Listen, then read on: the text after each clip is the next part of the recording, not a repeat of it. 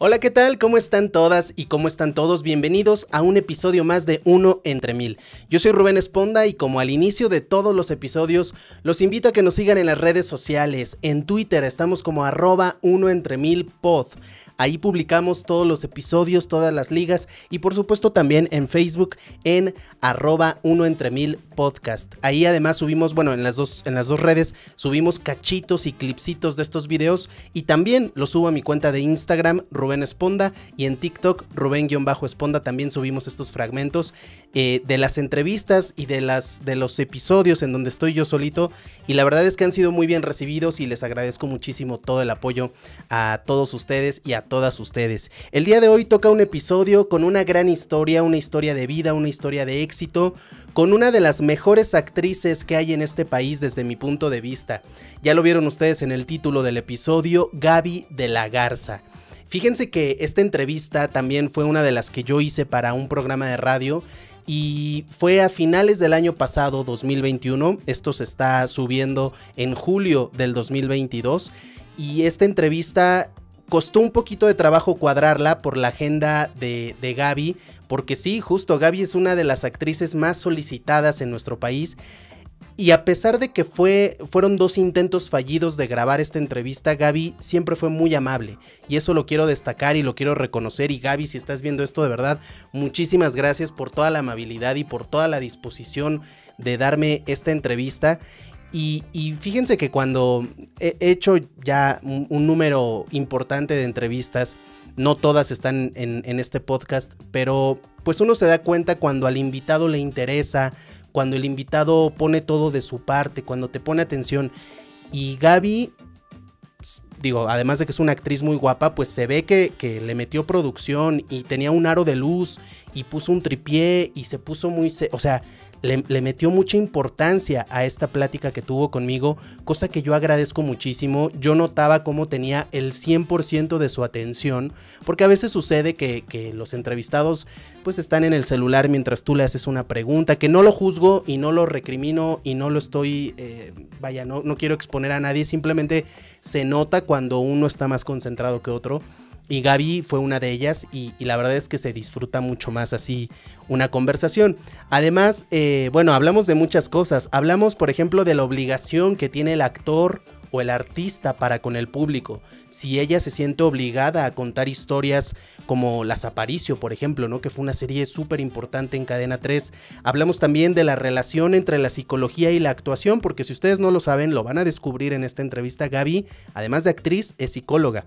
Hablamos también de lo que ella considera el fracaso o su mayor fracaso. ¿Cuál será? ¿Cuál creen ustedes que sea? Fue una plática bien interesante. Además, pues ella empezó desde niña, empezó a los 8 años haciendo comerciales y también tocamos ese tema. Entonces, pues nada, solo quería decir antes de empezar esta plática que me quedo muy satisfecho con esta entrevista, muy agradecido con Gaby de la Garza y yo insisto, para mí es una de las mejores actrices de este país y me da muchísimo gusto haber podido platicar con ella. Los dejo aquí en el episodio número 12 de Uno entre Mil, en entrevista en esta ocasión con Gaby de la Garza. Porque todos tenemos algo que contar. Bienvenido a Uno entre Mil, el podcast de Rubén Esponda. Gaby de la Garza, ¿cómo estás, Gaby? Muchísimas gracias por aceptar esta invitación. Muchas gracias, Rubén. Contenta de por fin haber logrado esta entrevista contigo después de varios intentos fallidos Sí. de mi parte, pero qué bueno, gracias por la invitación. Me da muchísimo gusto estar aquí en tu programa. Al contrario, gracias a ti por haber aceptado y por no haber perecido en el intento de tener esta entrevista. Exacto. Muy bien, bueno, pues vamos a empezar esta conversación y bueno, creo que la mejor manera de describirte y de saber quién eres, pues es que tú nos digas cómo te defines a ti misma. A veces pareciera muy difícil, como que estamos muy acostumbrados a que lo que dicen los demás nos define, ¿no? Y como que no nos ponemos a pensar quiénes somos o cómo nos definimos nosotros, pero esta es la pregunta con la que siempre o casi siempre abro las entrevistas. ¿Quién es Gaby de la Garza? Pues, Rubén, quizás a lo mejor esa pregunta, si me lo hubieras hecho antes de la pandemia, te hubiera respondido una cosa y ahora te tengo que responder otra completamente distinta. Sí creo que soy una mujer, una persona en constante cambio. Es difícil definirme porque ni siquiera creo que las ideas que yo tengo sobre mí misma me definan. Voy en constante cambio siempre, lo reconozco, lo abrazo, me encanta el asunto, me encanta ser alguien que pueda estar en ese proceso y de ir redescubriéndome y de ir también encontrando nuevas pasiones, nuevos gustos, etcétera, ¿no? Entonces, creo que en ese camino me encuentro en este momento y creo que es el camino que quiero seguir de ahora en adelante. Qué bonito y qué interesante esto que dices. Además lo reconozco. Qué difícil a veces reconocer desde los propios errores hasta esto que dices del cambio, ¿no? Como aceptar nuevas pasiones, nuevos intereses, nuevas personas en tu vida. También a veces tenemos el apego a flor de piel y nos cuesta mucho trabajo entender y aceptar que ya no somos quienes éramos hace 5, 10, 15 años. Totalmente. Y además creo que definirnos o autodefinirnos o dejar que los otros nos definan, pues de muchas formas es una limitación, ¿no? Claro. Yo te puedo decir, sí, soy actriz, soy amiga, soy mamá, soy, no sé, ¿no? Cocinera, me gusta, no sé, ¿no? Pero son etiquetas al fin y al cabo que limitan nuestro potencial y pues creo que eso es algo de lo que he aprendido estos últimos meses, que somos mucho más que de las ideas que nosotros creemos que nos definen, ¿no? Al inicio, al responder esta pregunta, hablabas de la pandemia. ¿Qué tan difícil fue para ti como actriz estando acostumbrada a un set de grabación con 50 personas en el crew, a una obra de teatro con 500 personas en el público y de pronto encerrarnos? Yo creo que al inicio, como a todos, fue difícil y fue complicado y nos dio miedo, pero poco a poco unos más que otros fueron retomando sus actividades. Pero como actriz, ¿cómo se vivió la pandemia en tu experiencia? Pues mira, los primeros 2 meses eh, sí puedo decirte que me la pasé bomba. O sea, sí dije, Vacaciones. vacaciones, tenía mucho tiempo sin descanso, no sabía que estaba yo tan cansada y bueno, no había pasado tanto tiempo en mi casa, con mi familia, eh, teniendo tiempo para hacer cosas que pues normalmente no tenía, ¿no? Leer, ver películas, aprendí a tejer, retomé el piano, retomé los patines, que también es una nueva pasión que encontré, que lo hacía de chiquita, pero pues en Wow. el encierro dije, bueno, ¿y ahora qué hago? Pues me puse los patines y empecé a patinar y a bailar y eso me encanta, es algo que sigo haciendo hoy en día. Pero después de 2 meses y que además el colchoncito pues empezó a vaciarse, ¿no? El colchón económico. Y bueno, y además estando acostumbrada a, como tú dices, estar trabajando todo el tiempo, rodeada de mucha gente, y siendo ese, por supuesto, el trabajo uno de los pilares más importantes en mi vida, fue durísimo, fue súper duro. Sí pues me deprimí muchísimo, tuve que buscar también, por supuesto, pues otras formas de seguir trabajando, no solo para tener ingresos, sino para seguir generando, seguir creando, ¿no? Que es lo que a mí me mantiene feliz y me mantiene llena espiritualmente hablando. Entonces, sí fue un ejercicio de mucho aprendizaje, de soltar, ¿no?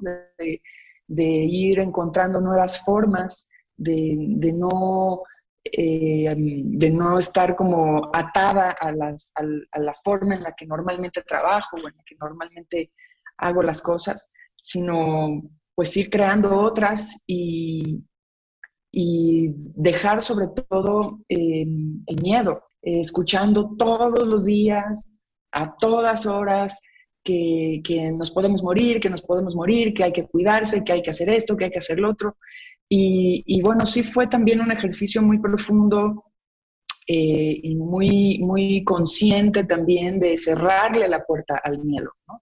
porque creo definitivamente que el miedo no evita no evita morir, el miedo evita vivir. Y realmente reconocer que esta posibilidad de morir, pues no es nueva, ¿no? Está ahí, ha estado ahí siempre. Nosotros Sí. empezamos a morir desde el día en que nacemos y podemos salir a la calle y nos puede caer un rayo encima, o nos pueden atropellar, o nos podemos enfermar de cualquier otra cosa.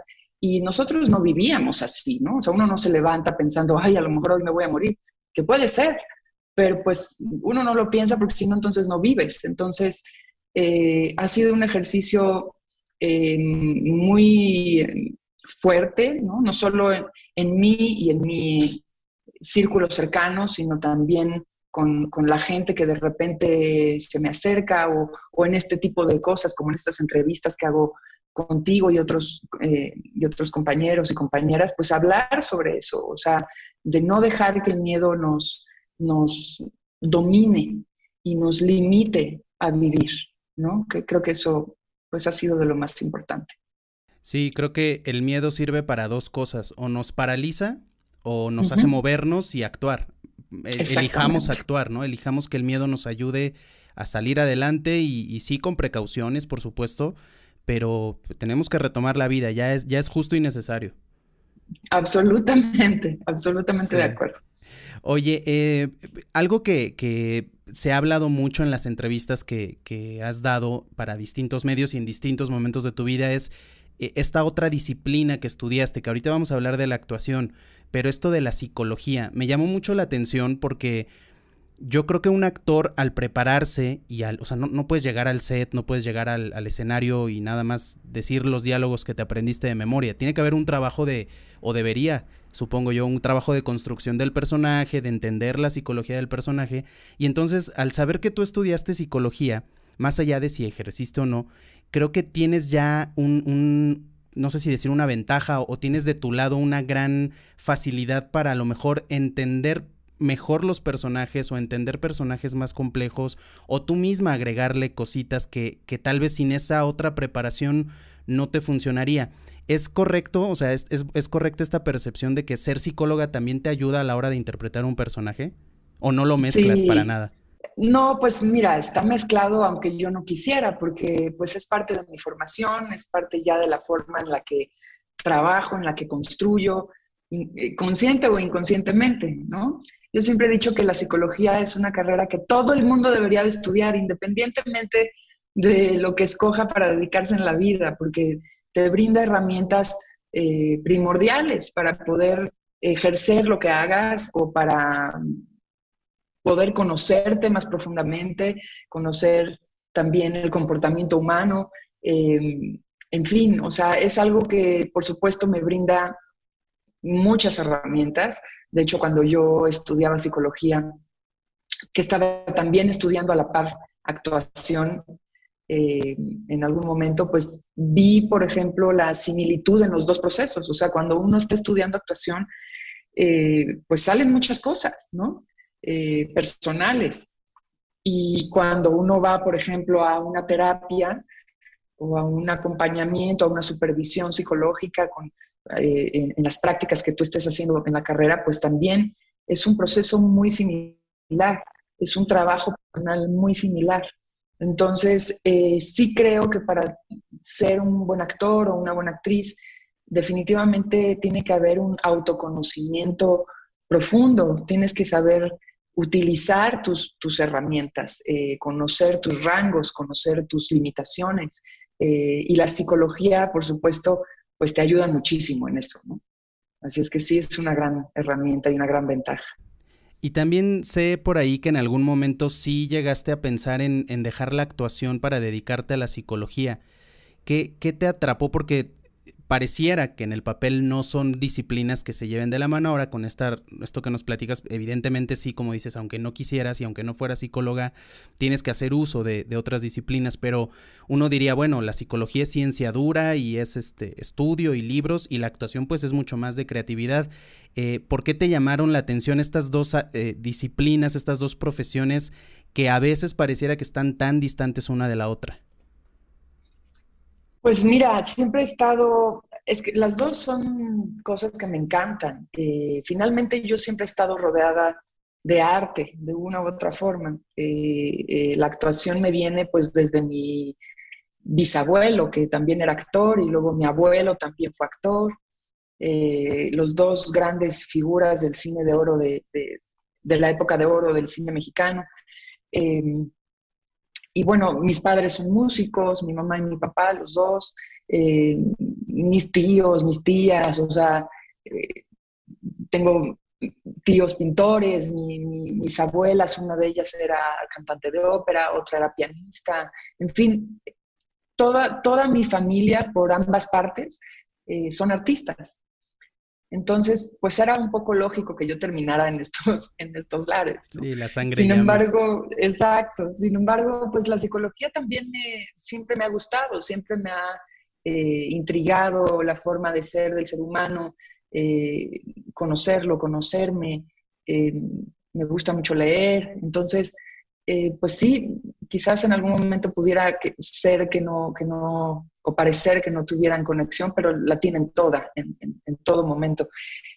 No realmente pensé en dejar la actuación para dedicarme a la psicología, eh, pero sí siempre tuve que campechanearme mis tiempos, ¿no? O sea, todo mi día siempre estaba dividido entre las dos disciplinas y es algo que no he abandonado. O sea, en algún momento de mi vida muy probablemente regrese a estudiar psicoanálisis, que es algo que tengo ahí en la lista todavía De pendiente, ¿no? pendientes. Y Gaby, yo me acuerdo que, digo, yo te conocí a raíz de este proyecto, pero no sé si es correcta esta percepción de que sí fue un poquito una punta de lanza.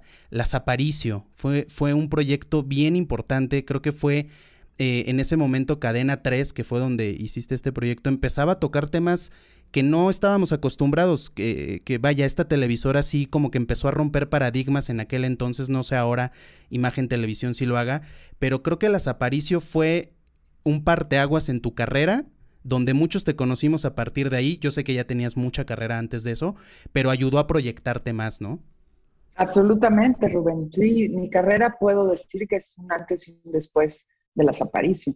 Eh, fue el proyecto con el que inició Cadena 3, con el que abrió, y como bien dices, fue una historia que rompió muchos paradigmas. Tan es así que nos censuraron en muchos lugares, sobre todo en el interior de la República, pues bajaron la transmisión en muchos canales al momento en que salíamos al aire, lo que provocó también que entonces tuviéramos más espectadores, ¿no? Claro, Siempre más sucede. curiosidad por verlas. Exactamente. Y fue un proyecto hermosísimo porque la verdad es que hubo gente, por ejemplo, y hasta la fecha, porque después la pasaron en Netflix y ahí es donde realmente mucha más gente la vio. Eh, Estamos cumpliendo ahora, creo que 11 años de que hicimos esa historia y la gente sigue llegando a decirme, yo vi Las Aparicio 3 veces completa, ¿no? Y comentarios que me sorprenden, que además pues llevan un montón de responsabilidad, ¿no? Uno no sabe cuándo, o sea, o quién está viendo tu trabajo, desde dónde. Como gente, por ejemplo, que llegaba a decirme, yo me divorcié después de ver Las Apariciones, ¿no? Les diste valor. O, exacto, closet después de ver Las Apariciones. Sí. O yo denuncié el maltrato que sufría en casa, ¿no? Violencia familiar. La verdad es que sí, fue un proyecto muy importante, donde además contamos las historias de una forma diferente, valiente, atrevida, y creo que sentamos un precedente también para las siguientes historias. ¿Y qué opinas de esta responsabilidad? Y lo digo entre comillas porque no sé si el artista tenga como tal esa responsabilidad, pero mucha gente dice, es que es responsabilidad del actor contar este tipo de historias. Y entonces cuando alguien hace un proyecto así con tanta responsabilidad social y al año siguiente saca una película súper palomera, que nada que ver, los juzgan mucho y los satanizan. Y hay otros artistas que dicen, a ver, yo puedo hacer desde comedia hasta drama, hasta teatro clásico y, o sea, al final para eso estudié y para eso me preparé y si hoy quiero hacer algo súper palomero, ¿no? Cine mexicano de esto que a veces se critica mucho, y mañana me voy al extranjero a hacer algo en Hollywood, también lo puedo hacer. ¿Tú qué opinas de esto? Si ya hiciste un proyecto así, ¿todos tus proyectos tienen que ser súper responsables socialmente o te guías más con el corazón? No, para nada lo creo. Yo creo que los artistas no tenemos responsabilidad de educar a nadie. Lo que sí creo es que tenemos la responsabilidad de hacer nuestro trabajo de la mejor forma posible. Si vas a entrarle a un proyecto como Las Aparicio, que habla de temas tan delicados, ¿no? Pues evidentemente lo tienes que hacer responsablemente, ¿no? Como también se tiene que hacer responsable, de manera responsable una comedia, ¿no? O una película palomera. Es decir, el arte tiene pues muchos objetivos, ¿no? Puedes también tomarlo como una herramienta de denuncia o puede ser mero entretenimiento, y por supuesto que un actor o una actriz puede hacer pues un rango enorme de géneros, de posibilidades, ¿no? O sea, para eso también nos entrenamos. Y es lo divertido también del asunto, ¿no? O sea, poder ir de un extremo al otro.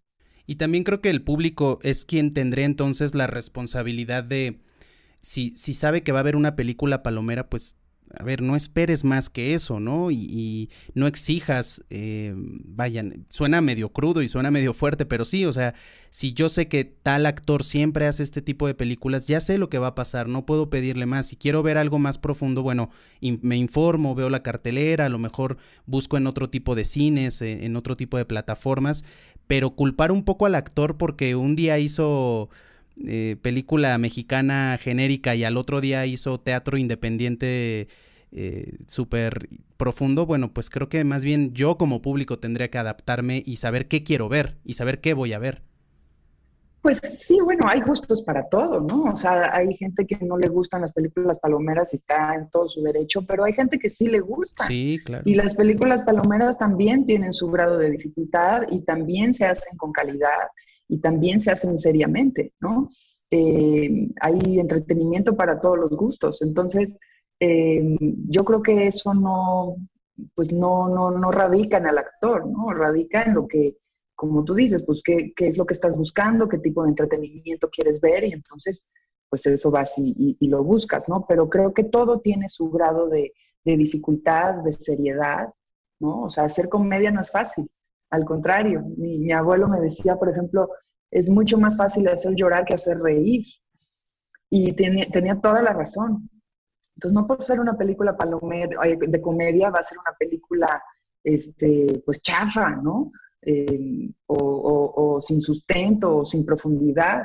A veces por la comedia, pues surgen cosas bien importantes y nos caen veintes bien importantes también, porque por medio de la risa es un vehículo, pues bien interesante para sacar miedos y para sacar inseguridades y para sacar un montón de cosas, pues es donde uno se da cuenta a veces de las cosas, o sea, de dónde está uno parado, de qué quiere cambiar, de quién quiere ser, ¿no? Sí. Entonces, eh, pues creo que no hay que pues calificarlo tan a la ligera, ¿no? Claro, sí, estoy de acuerdo. Qué tan crítica eres contigo misma, con tu propio trabajo? ¿Lo ves? Yo tengo esta curiosidad de, ¿los cantantes escucharán su disco un sábado desayunando? ¿Los actores pondrán sus películas un domingo en la tarde? Hay veces que yo he notado cuando he entrevistado a otros artistas, ya sea de la actuación, de la música, incluso escritores, que son muy críticos consigo mismos, son muy exigentes porque no sé si esto venga en la vena artística, pero sí son súper disciplinados y súper críticos. ¿Cómo es en tu caso, Gaby? Sí, pues es así tal cual. Soy súper exigente con todo, conmigo y con la gente con la que trabajo. Me gusta pues a mí me gusta poner siempre lo mejor de mí, y me gusta que la gente con la que trabajo haga lo mismo. Entonces, siempre veo si puedo mis cosas, ¿no? Ah, sí, porque, porque me ayuda, porque me cacho cosas, eh, porque pues nadie más me conoce mejor que yo, ¿no? claro. Entonces, puedo ver cosas que no ven los demás y siempre trato de verme y de hacer cosas distintas y de no caer en los clichés etcétera, ¿no? En la medida de lo posible. Recientemente hicimos una serie que se llama Amarres, que estrenamos este año por HBO Max, y trabajé con Marcelo Tovar, este director maravilloso, que ahora es muy buen amigo también, y por primera vez en la vida me topé con un director que no me dejaba ver mis tomas. Y no es tampoco que yo siempre esté pidiendo ver mis tomas, ¿no? Pero de repente sí lo hago, ¿no? O sea, de repente sí digo, a ver, o por ejemplo a los fotógrafos, ¿no? Les digo, ¿hasta dónde estás viendo, ¿no? ¿Cuál es tu encuadre? ¿Hasta ves mis manos? ¿Qué tanto de mi cuerpo estás viendo? También para ver qué puedo hacer, ¿no? Con mi Sí, para corporalidad. dimensionar mejor la escena. Exacto.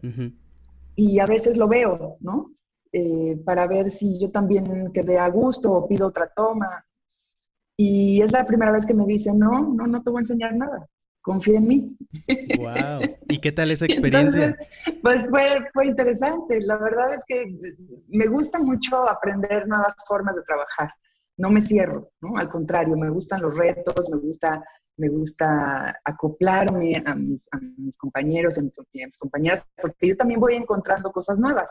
Son retos. Entonces, no lo hice y bueno, me lancé, ¿no? Fue como un salto al vacío por ahí, confiando, por supuesto, en mi director y en mis compañeros y compañeras. Y bueno, salió bien, salió bien.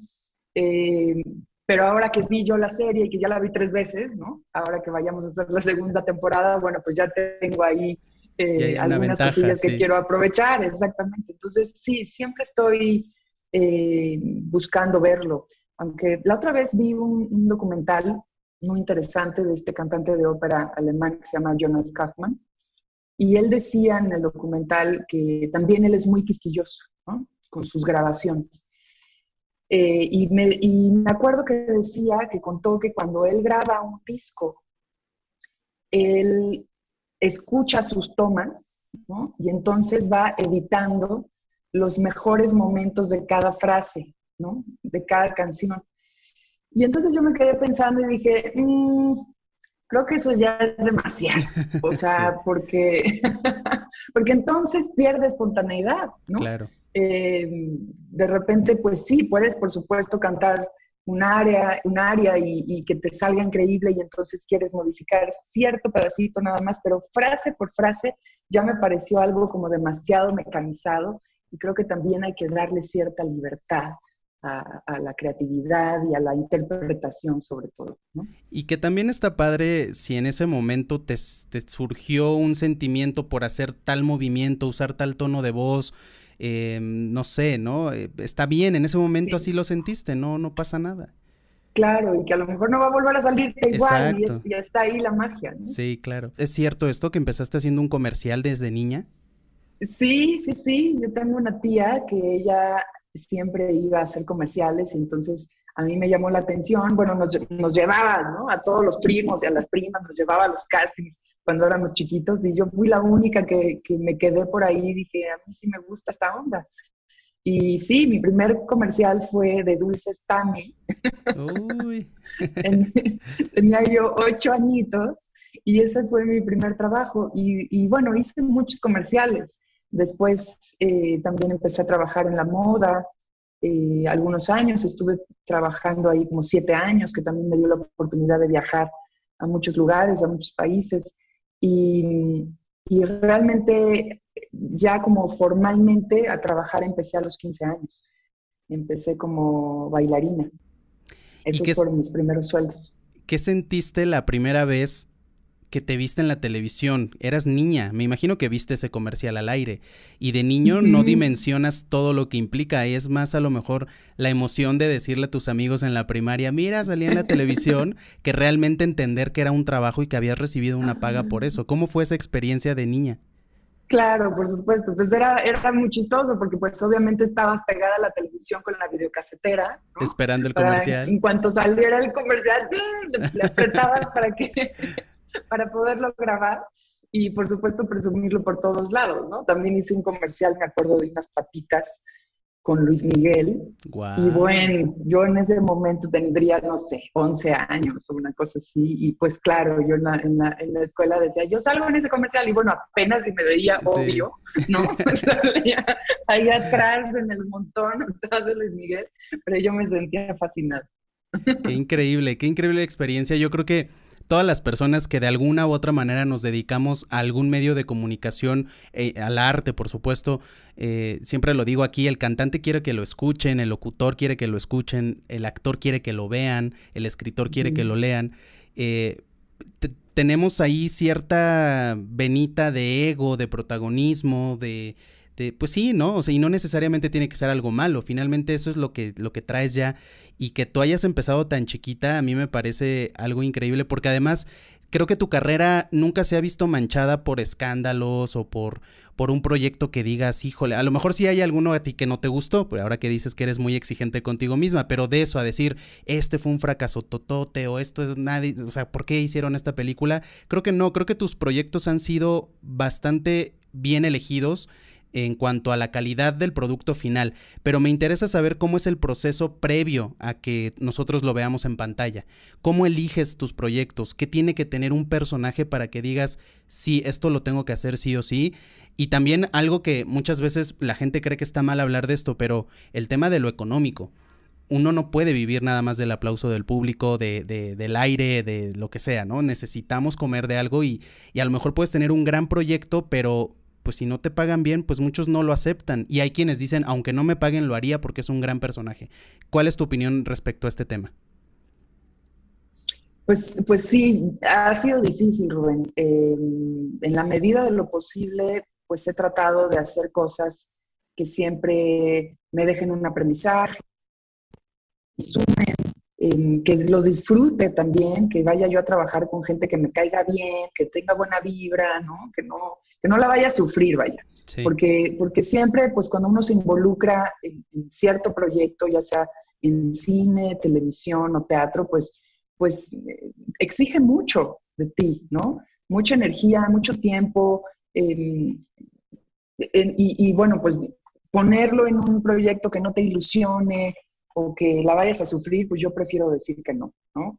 Aunque, como bien dices, pues hay que seguir comiendo y hay que seguir pagando cuentas. Y por supuesto que hay proyectos que me hubiera quizás gustado no hacer, ¿no? Afortunadamente son pocos, pero también creo que mi camino se ha construido de todo eso, ¿no? De todo lo que he hecho. Eh, sí, la carrera creo que se construye a partir de los nos que dices, pero también esas otras experiencias de las cuales a lo mejor no te sientes tan orgullosa o que no quieres presumir por todos lados, pues también te van formando y te van dejando cosas que te van sumando en tu vida y en tu carrera, ¿no? Entonces, tampoco es que me arrepienta de haberlas hecho, porque esos trenes me llevaron a otro lugar, ¿no? sí. Y creo que hay que ser agradecida y saber aprovechar todo lo que te llega, ¿no? Claro.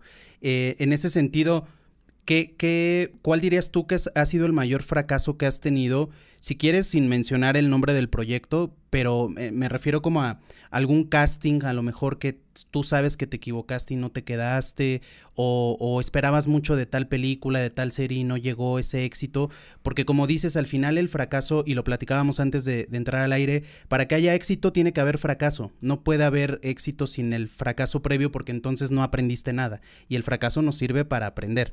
Pero en tu caso, te decía hace ratito, no, yo no noto en tu carrera escándalos, ni noto proyectos que yo diga, ay, ¿esto cómo lo hizo? Seguro tú sí, pero ¿cuál considerarías tú que ha sido tu mayor fracaso?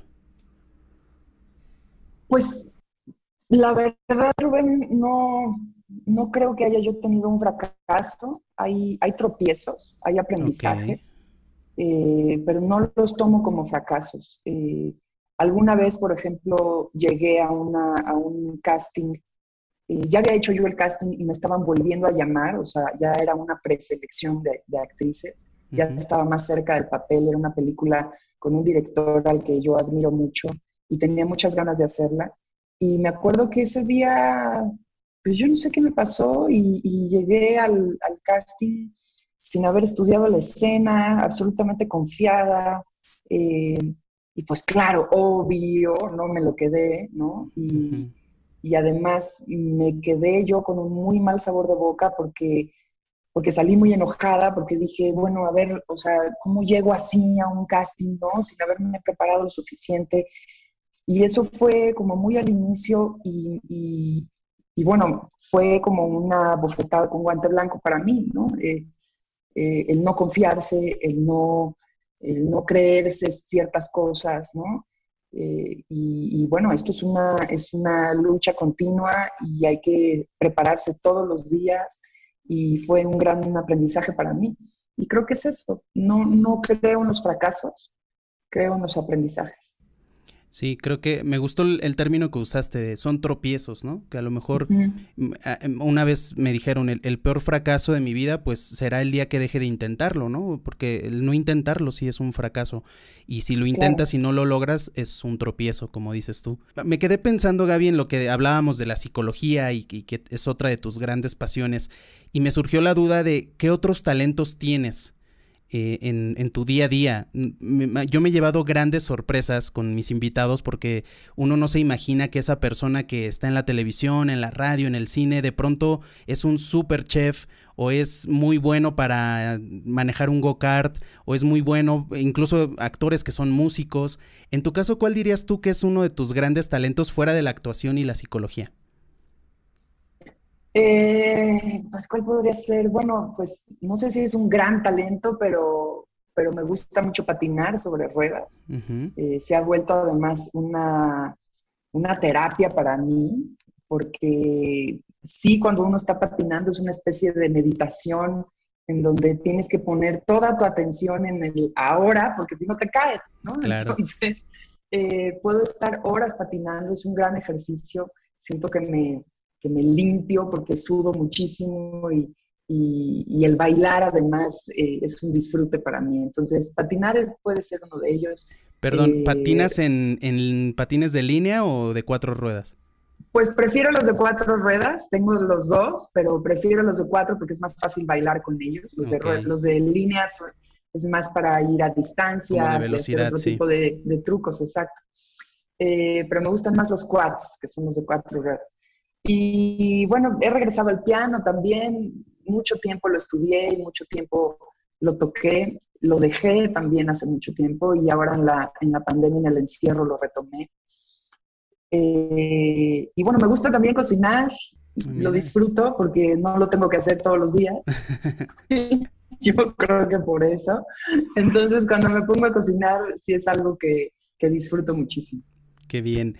Eh, ¿Qué personaje te gustaría interpretar que todavía no se ha hecho algo sobre ese personaje?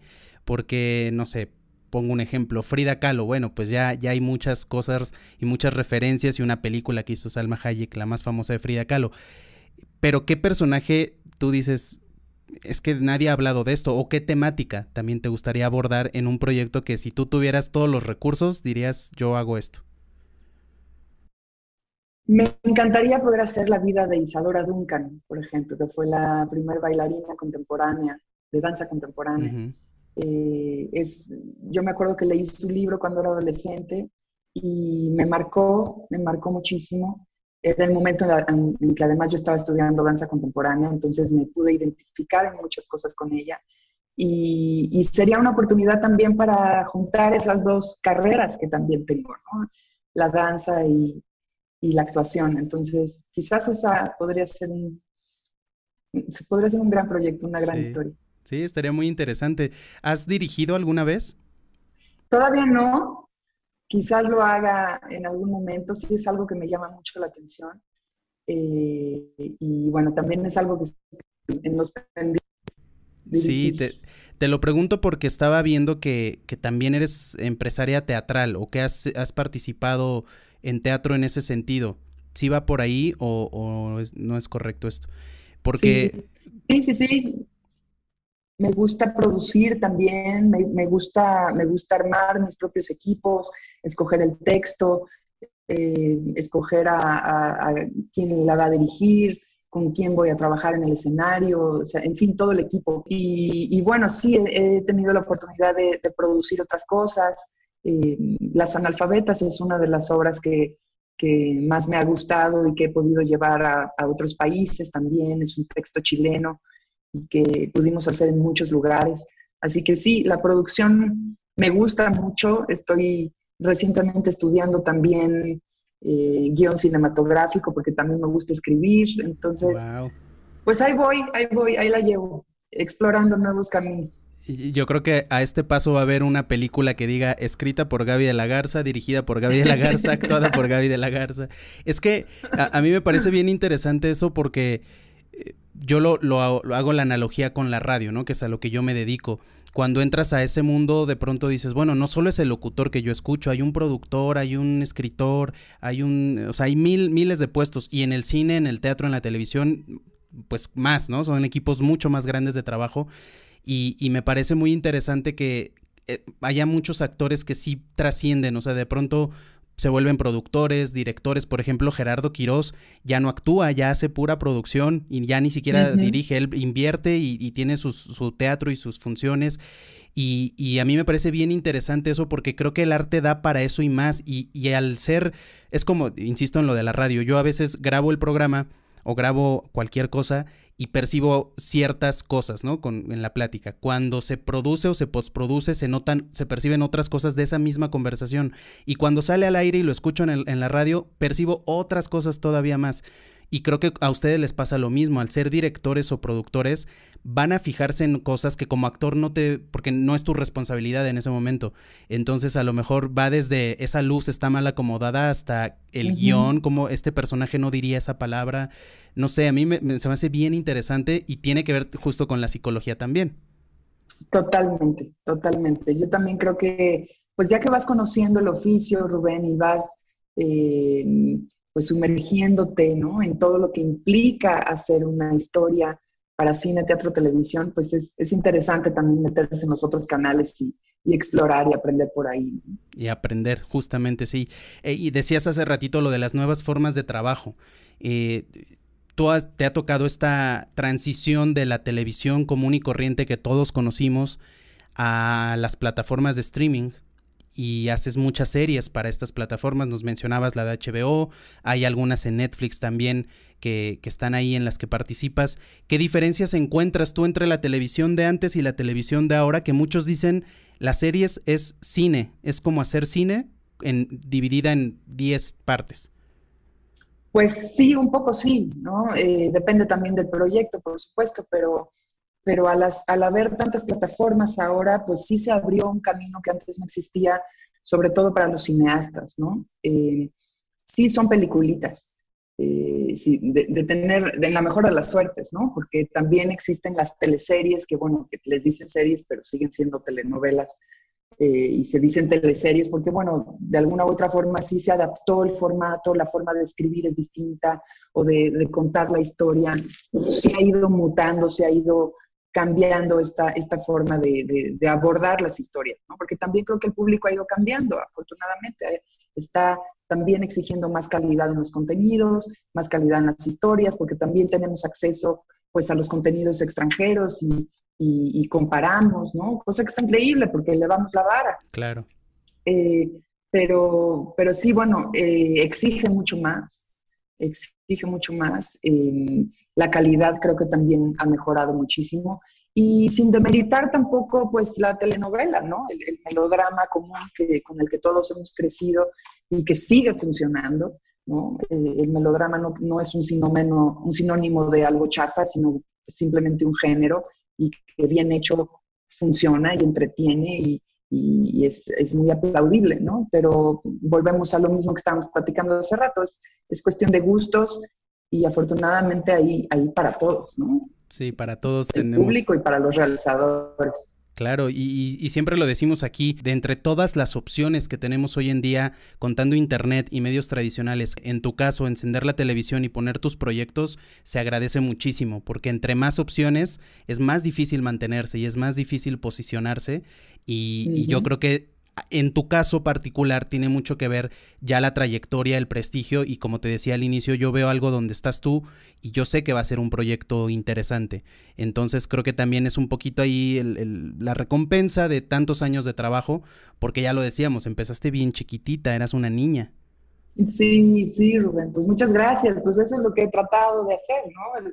Ser congruente con lo que yo quiero contar, con lo que yo quiero hacer, siempre pues dando lo mejor de mí a mi trabajo y al público, y pues y qué bueno que tengas esa percepción de mi trabajo. Muchas gracias. Al contrario, ya estamos llegando al final de la conversación, pero no quisiera despedirte sin antes pedirte un consejo a toda esa gente que nos escucha y que está en un momento de decisión de a qué se quieren dedicar y qué van a hacer por el resto de sus vidas. Pues yo les diría, Rubén, que no se presionen, que nada es definitivo. Lo único que tenemos definitivo en la vida es la muerte. Todo lo demás lo puedes manejar a tu antojo. Vayan escogiendo conforme vayan sintiendo hacia dónde van.